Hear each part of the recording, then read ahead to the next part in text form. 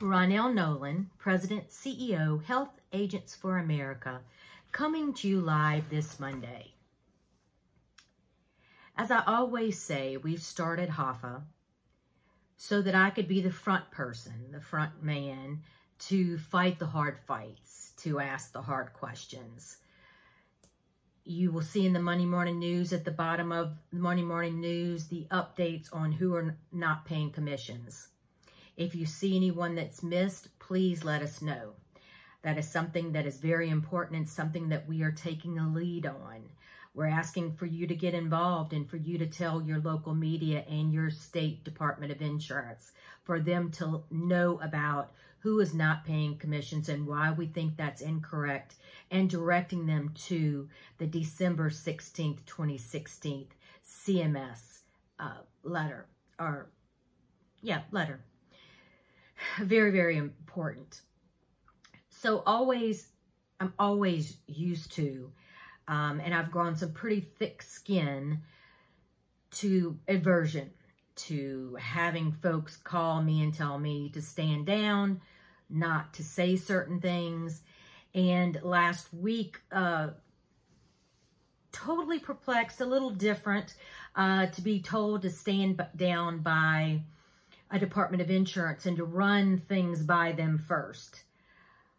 The last I checked, I worked for you and not for any insurance company nor any state department. I'm not on anyone's payroll.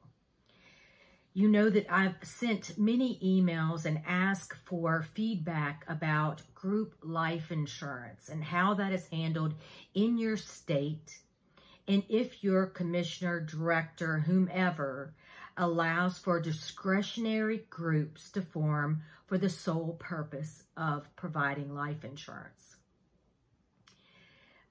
The NAIC has a model, and that model, I think, was released in 2005, but I could be wrong. And basically it talks about employer-employee group plans. Totally makes sense. Talks about association plans. Totally makes sense. But then there's a section, and it's called Section 2. And that section says, if it doesn't meet with the above defined employer-employer, that the commissioner, director, whomever, has the discretion of forming a discretionary life insurance. Now, I've been checking with our members, and I've been going down the states and trying to find out from the departments if any department allows, any commission of insurance department allows for a discretionary group to be formed for the sole purpose of providing life insurance.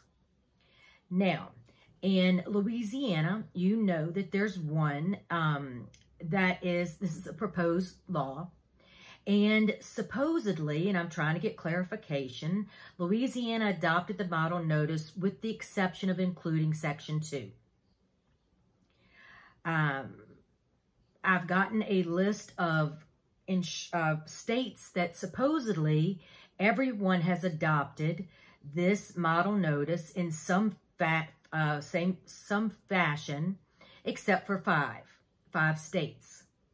I'm trying to clarify that. I'm not trying to clarify if Section 2 is included in all those states and how that works, and are there any states that have and approved a discretionary group. Now, in Louisiana, the testimony in the House Insurance Committee said that they wanted to pass this law so that Samba, S-A-M-B-A, could sell life insurance in Louisiana. Now, Samba is an association plan that sells all types of insurance, not just life, all types to federal employees. So my question is, if it's an association plan, wouldn't it be allowed in every 50 states? And why would a state have to pass this law in order to allow Samba in your state? I haven't got clarification on that.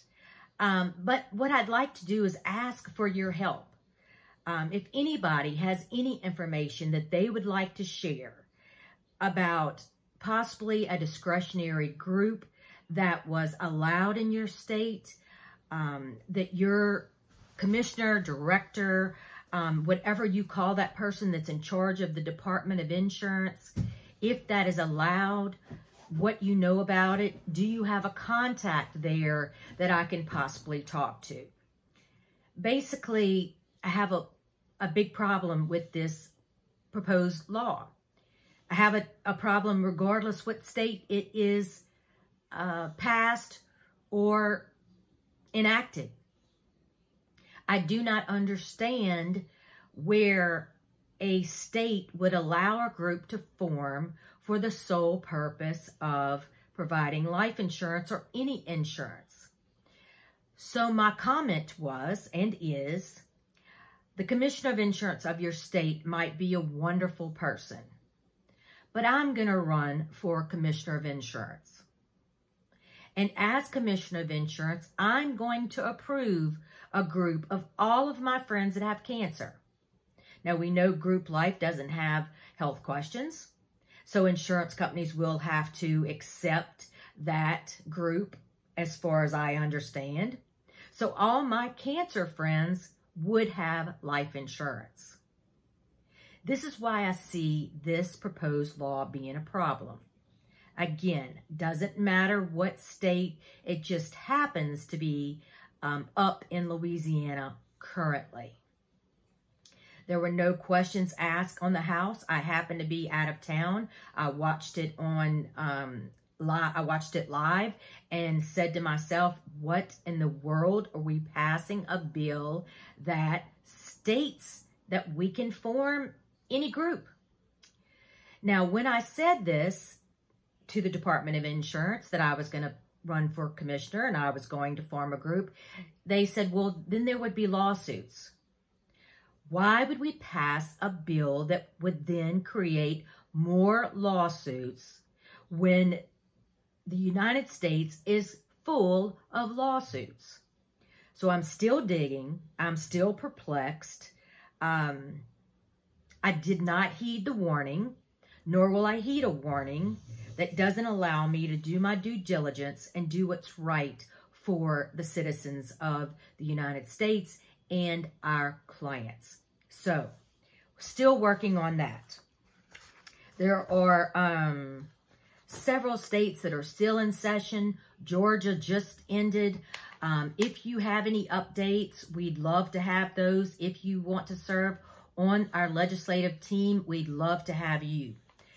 I wanted to let you know CMS released information that says beneficiaries, Medicare beneficiaries, now receive a free over-the-counter COVID test. So just that information. Also, CMS released proposed rules on the family glitch. Now, on the surface, you think, yay, we're going to fix the family glitch.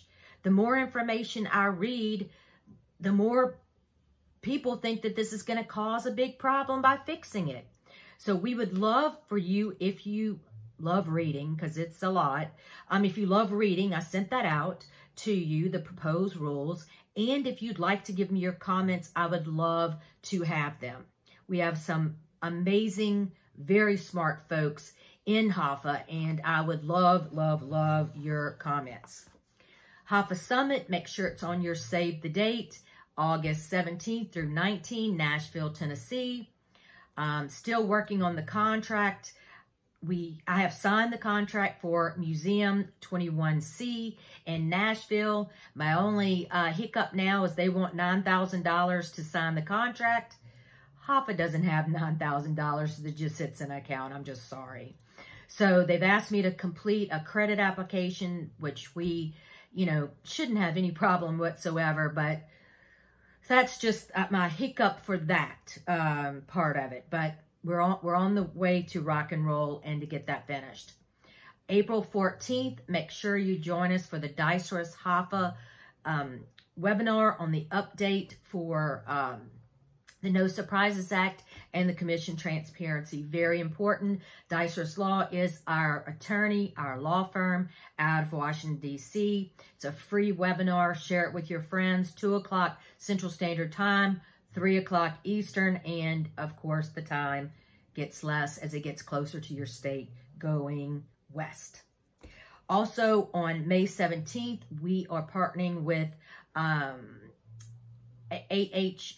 Akram and Navigate HCR on the American Rescue Act. So there's going to be a lot of things that are going to be covered. So in closing, never a dull moment at the HAFA office, never a dull moment in my life. I'm not ever going to be scared to represent you. I'm not ever going to be scared to speak the truth. It's what I do. And does it sometimes hurt my feelings and give me a stomachache? Absolutely. I'm human. I'm not, I try to keep my armor on, but sometimes there are arrows that penetrate that armor. But it doesn't really matter. I am still honored and humbled to be the President CEO of the HAFA Freedom Fighters, the Ninja Warriors, the best, the cream of the crop. Until next Monday. And if you need me, I'm here.